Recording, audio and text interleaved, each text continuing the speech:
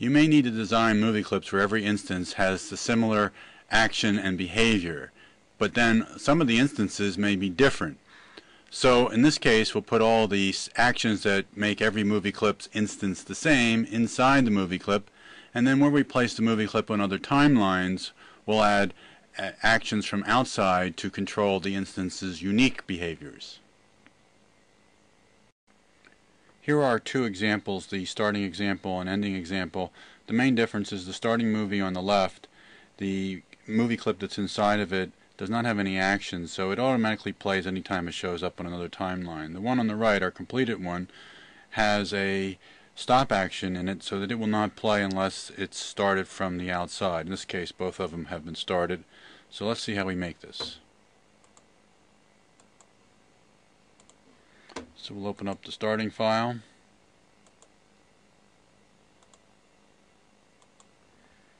And if you like, you could save it under another name.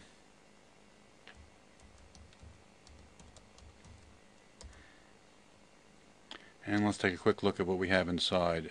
This is one we've done in other videos. It basically has 4 buttons up here in the library. We have a play, step ahead, step back, and stop button. And on the timeline, these are programmed to control this movie clip. And if we take a look at this movie clip, it's the rotating, I'll hit the swap button here, it's the rotating rectangle clockwise movie clip. And we have an instance name, rotating MC.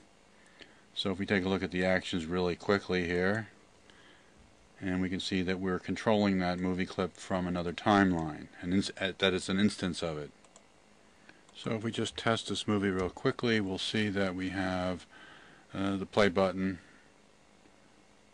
and then the stop button, and stepping forward 1 frame, stepping back 1 frame. Go to the library and open up the red rectangle rotating clockwise movie clip. We can see it's just a 120 frame motion tween, so it runs automatically when it shows up on a timeline. What we want to do is duplicate that. So we'll go to the library, right mouse click, and choose duplicate. And we'll name this one the same name, we'll just add a suffix, and we'll call it stopped. And what we'll do is we'll create a version of this that's automatically stopped and then has its own play loop. And we'll edit that one. Okay, so now we're editing the red rectangle rotating clockwise stop clip. And what we'll do is on the first frame we'll show what the stop position is, or what the stop image will be, and then frames 2 through 121 will be the animation. So I'm going to grab this motion tween and just move it 1 frame with the mouse over, and so it starts on frame 2. On frame 1, what we'll do is go to the library and bring in the original red rectangle that was used in the motion tween.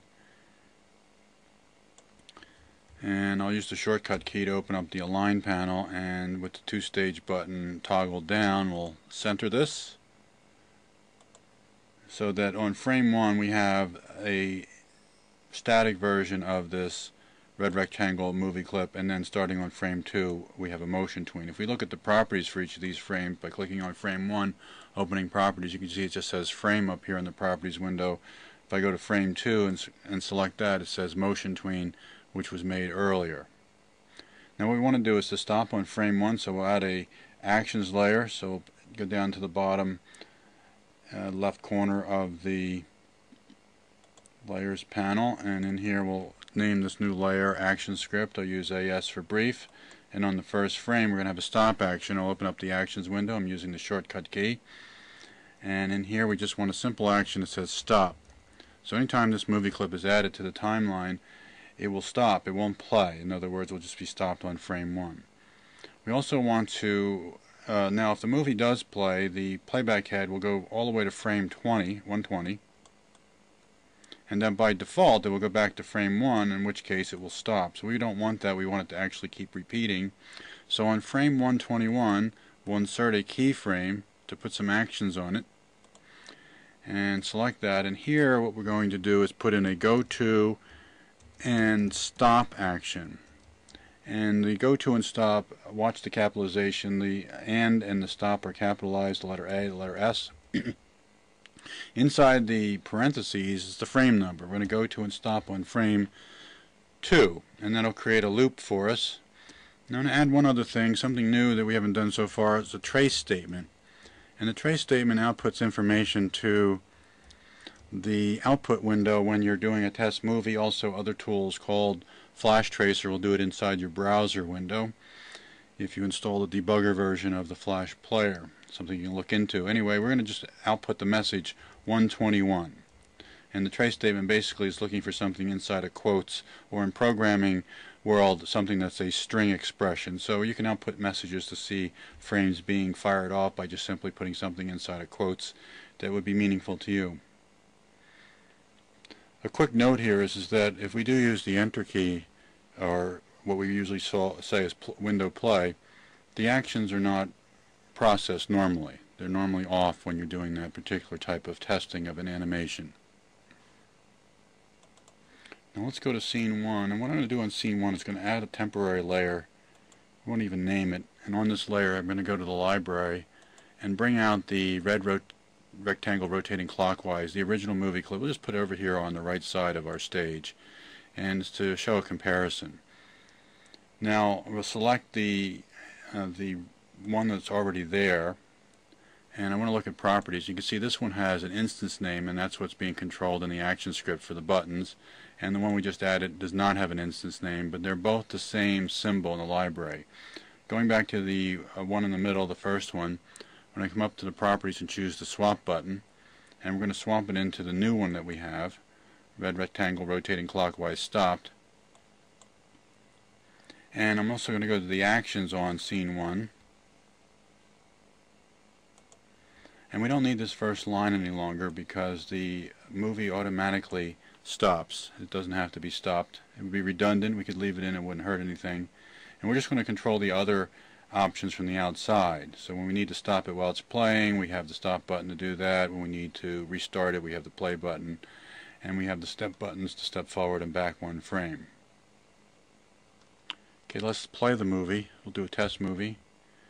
And you can see the original movie clip plays on its own without stopping. And I'm going to play the one that we modified, the stop version. And you'll see the output window pop up eventually down here on the bottom, and it's outputting that trace statement every time it makes one rotation. Now we'll go back to the stop movie clip, and we'll select this over in our actions window, go to frame 121. We'll change this go to and stop to go to and play. And we'll restart the movie by test movie again. And we'll play it again, and this time we'll see it will continuously play. And we'll watch the output window, and you keep seeing the message that we decided to show every time it plays frame 121. So and then the other buttons work as normal. We'll stop that. We can remove the trace statement. We don't need that in our finished movie. It wouldn't hurt to leave it in. It doesn't show when the user is playing it. And we'll go back to scene 1, and we'll remove the layer that we had put on just for a comparison. Just delete the entire layer. And what I'm going to do is open up the actions, and so we can see the actions here, and we'll test the movie. And there's our completed movie. Okay, that's really a simple example, but imagine if it was a target in a game where the first frame would be the target. Frames 2 through 121 would be an animation showing the target when it was hit, and frame 122 would be what the target looks like once it's hit. And we would just take the go to and play action off of 121, and on 122 we'd put a stop action.